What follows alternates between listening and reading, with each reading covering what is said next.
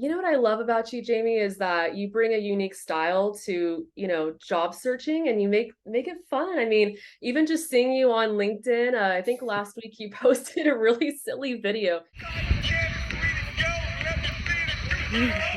It's like a Tootsie Roll dance. And I was like, oh, man, I got to reach out to him because he not only makes, he changes lives and helps all of these people, especially transitioning teachers, but you're also doing it in a fun and unique type of way.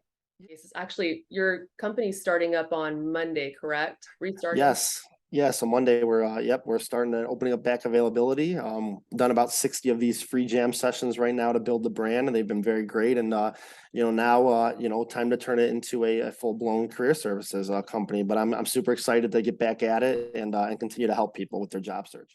Teachers are always going to be near and dear to my heart, right? I mean, I think teachers have the hardest jobs in the world, right? I mean, they go to school, they teach their students, they come home, they do lesson plans, they grade papers, they do extracurricular activities, volunteer their time after school. I mean, it's like a 24/7 job, honestly. And I feel like they're underpaid and undervalued. And it's a tough job being a teacher. I give them a lot of credit. And teachers know this Yeah, too. Like, when you're teaching your students, like you got to be professional and fun at the same time, right? So that's what I try to incorporate in my jam sessions. I try to make them fun. I grew up with music. I DJ'd in the past, and I took the music aspect and went to and took the professional aspect and combined them together, making jam sessions, right? So there's music involved. It's fun. It's knowledgeable, and in the hour you get as much, tools and resources as you need to be better on your job search and have more confidence. I love that you're, helping teachers along the way and helping with the transition. What is one mistake that, many candidates, I guess, on their resume make when applying to a job and even just starting up with their resume? What is one mistake? It sounds so cliche, honestly. I mean, there's a couple things I would say that are kind of good, but I see a lot of times when I'm doing these jam sessions, there's spelling and grammar mistakes. Really? It sounds so simple to just check your work or use Grammarly or something like that, but a lot of people don't do it. And I mean, teaching is really the foundation, I feel, for any career in any profession.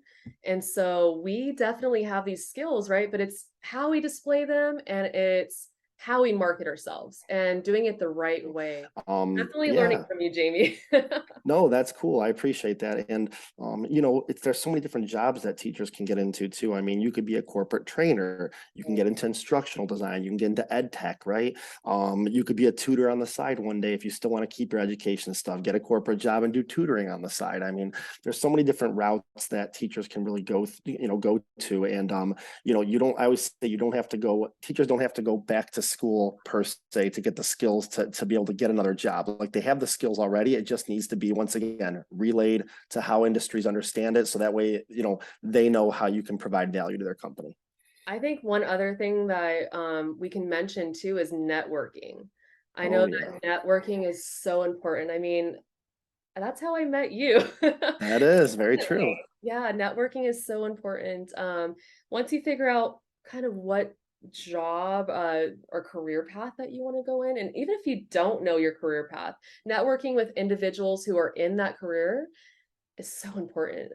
I've networked with recruiters, I've networked with, corporate leaders, and all of those, the coffee dates and just talking and asking what Hmm. the day-to-day life is like is so important. What's your take Yeah. on that? Entry level doesn't require you to have years of experience. That's why it's considered entry level. And now I feel like entry level really means like we want people with experience, but we're going to give you entry level pay. So, there's a lot of things that have changed the job market, and it's a little crazy. I know I've noticed that, yeah. It's like, "Oh, hey, this is entry level, but we want you to come in with experience," right? Like, Right. pay them a little less and yeah, get a little Yeah. more. Pay a little less, get a little more, right?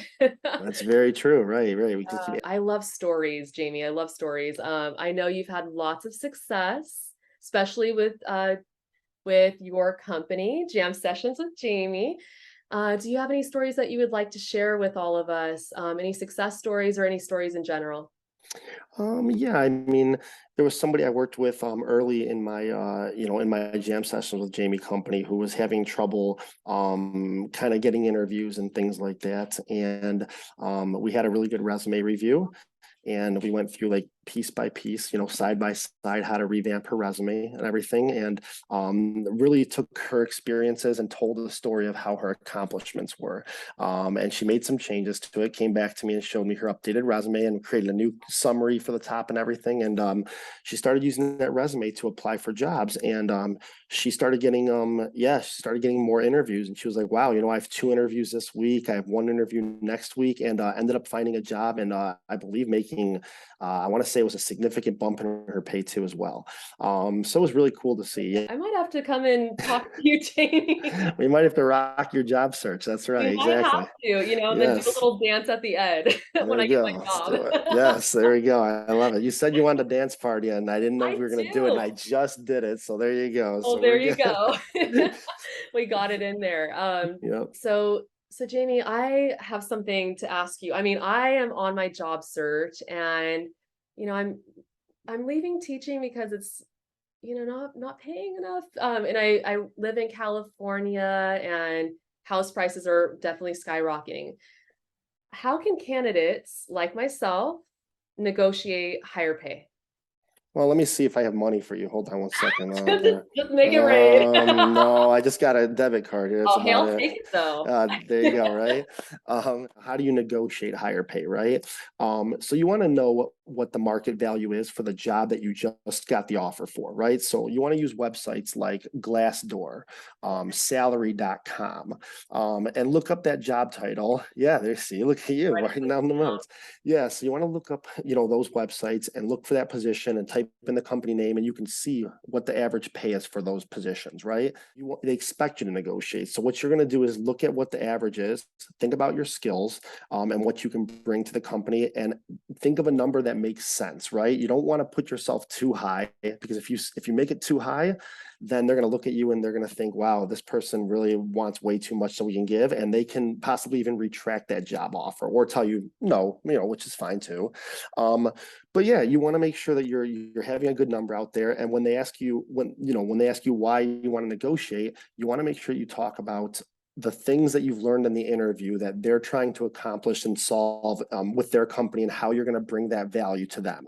So you want to say the reason why I'm asking for whatever 85,000 instead of 80,000 is because you said that this and this is something that you want, you want somebody to come in and be able to help you with. Well, I have this experience by doing this and this, and I feel like I would be able to translate those skills and bring that to help you solve those pain points within your company. So you have to have a reason why you're asking for the negotiation. You can't just give a number out there and say, I'm cool, this is what I should be making, give me this type of money. You have to show why you would be able to make that type of money. Your value. I love the know your value. Yes, know your value. Know your Yes. value and sell it. Yes, know your value. KYV, there you go. Know your value. So Thank you for coming on, Jamie. Learned a lot from you, and I hope that everyone goes and checks out Jam Sessions with Jamie, which is coming back on Monday, yes, hopefully. jam sessions with Jamie. Monday, we're gonna do some 1 hour jam sessions. You can either pay for a 1 hour session with me, or you can just do, if you don't need help with anything, you can pay for a spotlight post where I'll put you in my network and spotlight you to my recruiters and hiring managers. But anything we do, we're gonna rock out. We're gonna rock your job search, and we're gonna have fun doing it. There you go. Yes. Well, I love it. Thank you so much, Jamie. Yeah. Thanks so much, Angela, for having me on Experience. I really appreciate it.